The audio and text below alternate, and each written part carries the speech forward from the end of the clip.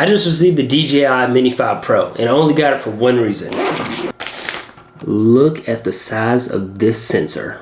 We're gonna be using this for low light video.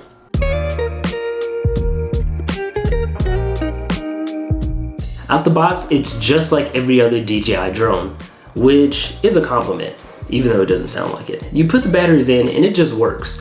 There's no issues when it comes to connecting to the remote. Even better, when you put the batteries in now and unfold the drone automatically turns on, so it's ready to go. Obviously, there are some settings adjustments that I personally like to make. We'll talk about how to change our rates and gimbal settings in a future video. And we'll talk about the importance of ND filters when it comes to capturing buttery smooth footage. But for the purposes of this video, all the footage that I'm including is the settings straight out of the box and the ND filters that DJI provides. Even though I highly recommend buying a third-party pack, because the filters that come with the Mini 5 Pro isn't sufficient in all lighting situations. I'm also not really a fan of how the ND filters are attached with this drone. The ND filter on the Mini 3 Pro felt way more secure. You had to twist and remove the ND filter rather than having it pop on like the Mini 5 Pro. Not really a fan of the pop on version, mainly because I get fingerprints on this all the time. Despite that, this is a really solid drone and I can't wait to use it more in the future. So my final thoughts about the Mini 5 Pro, I'm actually impressed, even with the footage that I got in the daytime.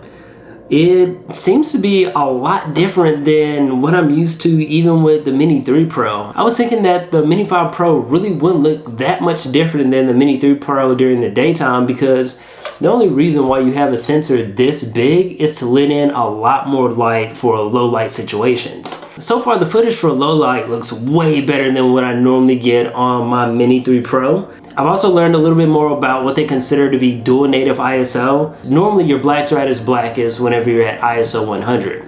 But with dual native ISO, normally that means that you can have an ISO that's above 100 where your blacks are going to be equally black. You'll try to use that setting in the dark. What I'm gathering from the Mini 5 Pro is that it's going to take the information that's coming into the camera and add a stop above the footage and a stop below the footage. The stop below so it can have the blacks at its blackest, and a stop above so you can get all the highlights of whatever scene that you're trying to shoot equally.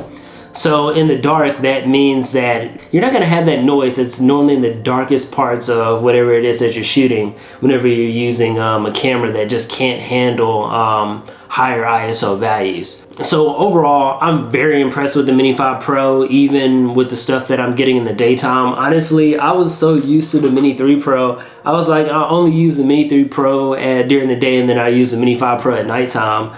But now that I can see the difference between what it is that I'm getting, and also there's 4K 60. I mean, you can use 4K 60 on this, but it's, for some reason, the definition isn't as good.